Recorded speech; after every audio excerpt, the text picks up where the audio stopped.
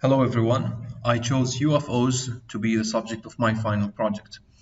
I know the UFO subject is controversial and is a bit challenging to discuss it and still be taken seriously.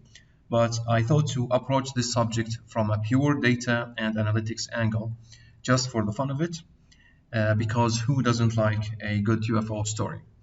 Now, the scope of the project is to explore and analyze UFO observations, examine the time series dataset, and see if it would be possible to forecast future observations with good accuracy.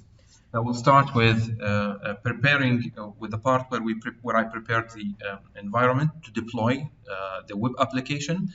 I have already an account with Google Cloud Platform, which I used to deploy the web application. So I have created a new project called Time Series Analysis.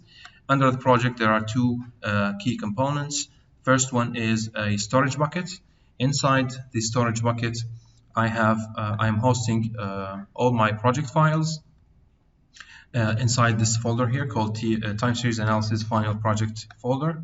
Inside this folder, you can find the web application, which I have copied to the virtual machine, which I'm going to show you later on, and deployed onto that virtual machine. There is the UFO dataset, which is the National UFO Research Center dataset. It contains recorded UFO observations from 1969 till 2022. There is the LSTM model, which I have saved in the previous project part. So I have examined three models, ARIMA, seasonal ARIMA, and LSTM, and decided to go with LSTM because I found that in order for ARIMA and seasonal ARIMA to generate forecasts with high accuracy, the time series has to be transferred from non-stationary to stationary. But with LSTM, I was able to generate accurate forecasts without having to transform the time series.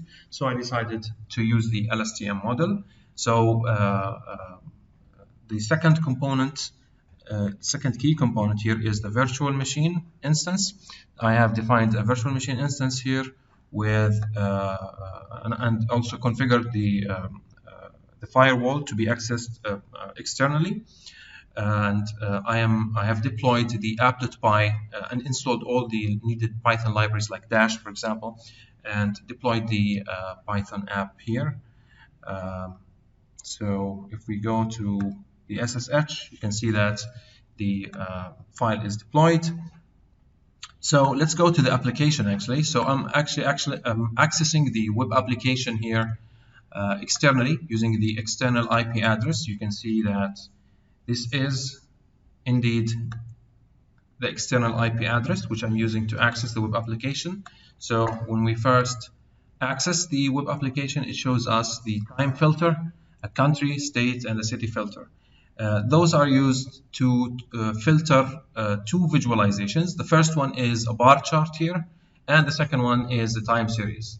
The time series, as you can see, I have added the possibility to zoom in to specific parts of the time series, and as you can see here, we can see the prediction line that is generated using the saved LSTM model. So the model is saved in the storage bucket, and I'm loading the model from within the web application.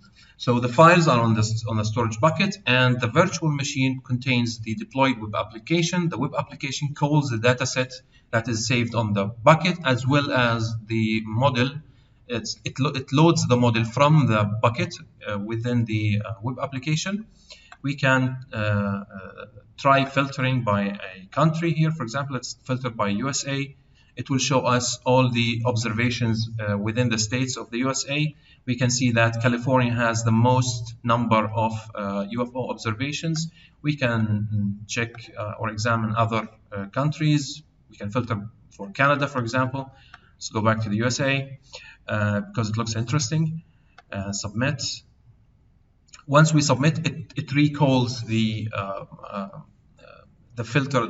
It grabs the data, filters it, and then loads the LSTM model and displays the visualizations again.